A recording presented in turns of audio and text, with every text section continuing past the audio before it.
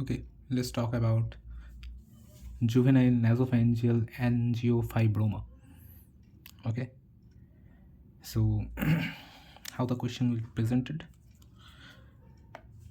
a 16-year-old adolescent, obviously here it will be a young male, presented in emergency department with recurrent episodes of profuse unilateral epistaxis from the right nostril over past 6 months, progressive nasal obstruction, and mild right facial swelling. He denies of trauma, fever, weight loss. On physical examination, anterior rhinoscopy reveals a pinkish red smooth mass in the right nasal cavity and bleeds on probing with posterior extension into the nasopharynx. No cervical lymphadenopathy is noted and cranial nerves are intact.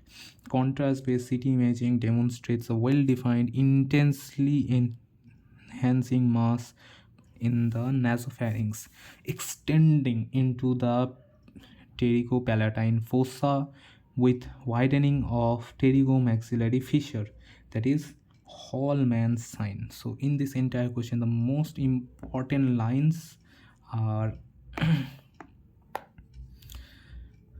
obviously the most important part that says it is a juvenile angiofibroma are this: Hallman sign, a young male adolescent, teenage male mostly, and then obviously the pinkish mass that bleeds in probing. Okay, everything like that.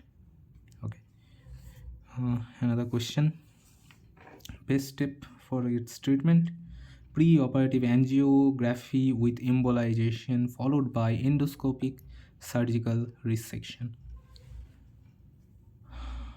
Okay, so another question same like that: a 16-year boy presents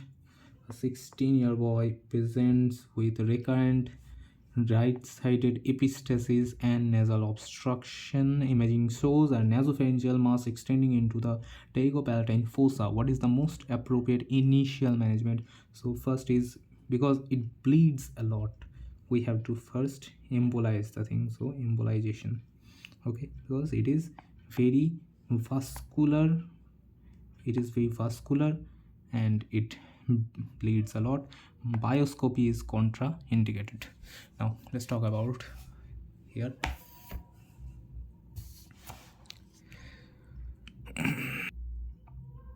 So what is written in here?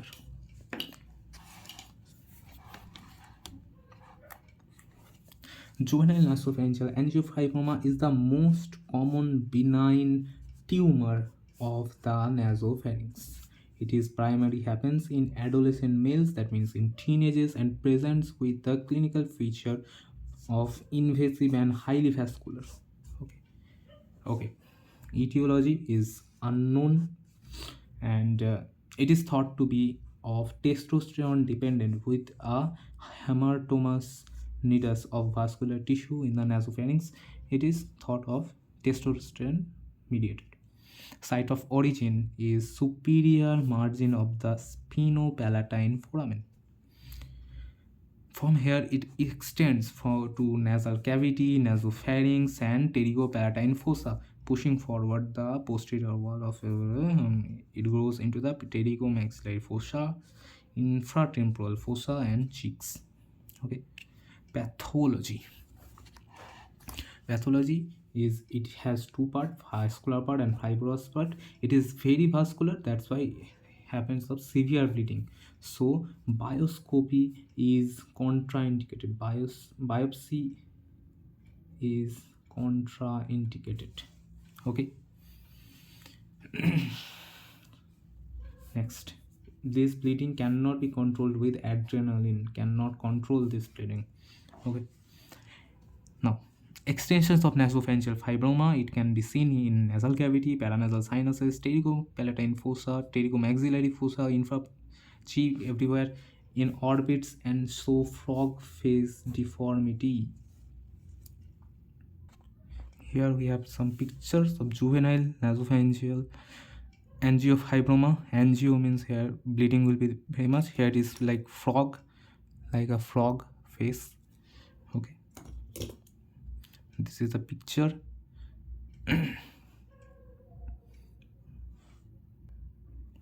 This is the picture of juvenile. This is a nasal septum. Here it is the juvenile nasopharyngeal angiofibroma. Okay.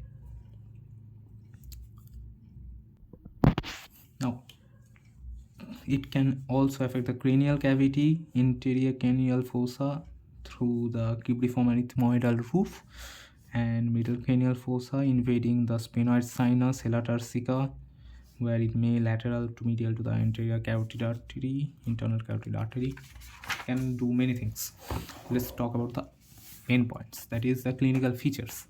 The clinical features is obviously a teenage male, 10 to 20 years mostly. Okay, it will have epistasis, means নাক দিয়ে রক্ত বেরোচ্ছে.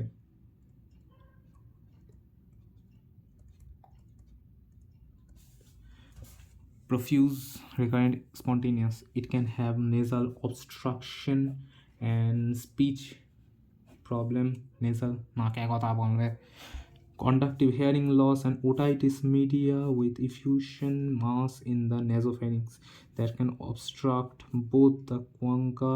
It can be firm, and palpation is mustly avoid, otherwise bleeding will be there.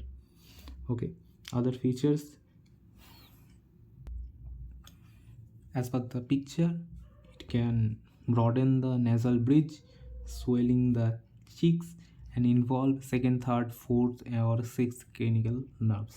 Now, diagnosis is primarily clinical. Biopsy is contraindicated here. Investigations is CT scan with contrast. This shows the extent of tumor and bony destruction. Hallman-Miller sign is seen in case of juvenile nasopharyngeal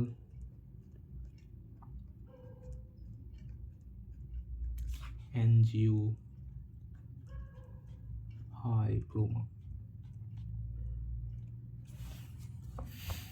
Okay, let's see some Hallman sign.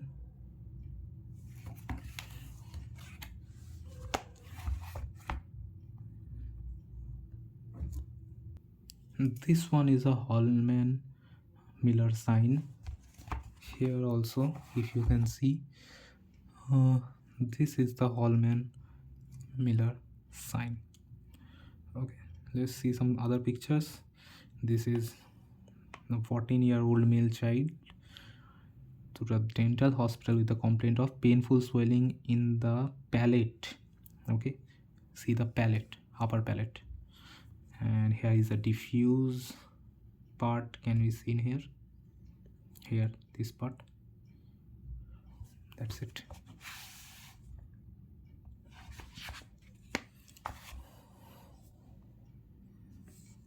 This is also.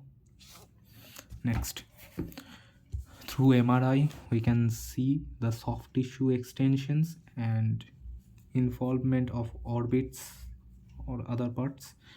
Carotid angiography essential to determine the tumor's vascularity and feeding vessels. We can embolize them to reduce the bleeding. Okay, however, resection should be done within 20 to 48 hours of post embolization to prevent revascularization. অর্থাৎ surgery just 24 থেকে 48 ঘন্টা আগেই carotid angiography করে এম্বোলাইজেশনটা করতে হবে. Blood transfusion arrangements, because profuse bleeding happens. Now the treatment, we have multiple treatment options. So actually the treatment is endoscopic surgical resection, but for prof I have to write multiple things. Like, the options are for treatment, we have multiple. First one is surgical excision. surgery, and these are the surgeries: transpalatine approach, transpalatine plus sublabial, that Sardana's approach, lateral rhinotomy with medial maxillotomy, Layford 1, facial translocation, Wins operation, infratemporal fossa approach, intracranial, extracranial approach, all of this. Preoperative embolization is done in case of juvenile nasopharyngeal angiofibroma, because it is an angiofibroma, so a lot of bleeding happens. So to minimize the bleeding during the resection, embolization is most effective and done for within 20 to 48 hours before the surgery to prevent revascularization. Okay, now after the operation, recurrence can happen. It is very common.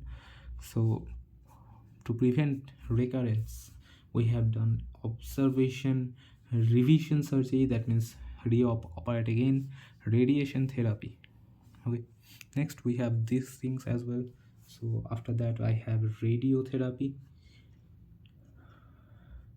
If radiotherapy is there, then obviously chemotherapy will be also there.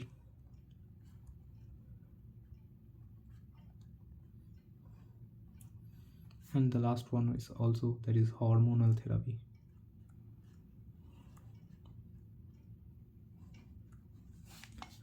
Now let's talk about these parts. Radiotherapy, 3000 to 305,000 CGY is given over 3.5 weeks. Also used for tumor in the intracranial extension. Okay, however, the use of radiotherapy remains controversial due to risk of malignancy. Next is hormonal therapy. It is, the theory is that it is testosterone dependent tumor. So diethyl stilbestrol is used, but it has been no significant tumor regression. Chemotherapy is done with doxorubicin or dacarbazine. Chemotherapy can reduce the tumor growth but does not lead to complete eradication.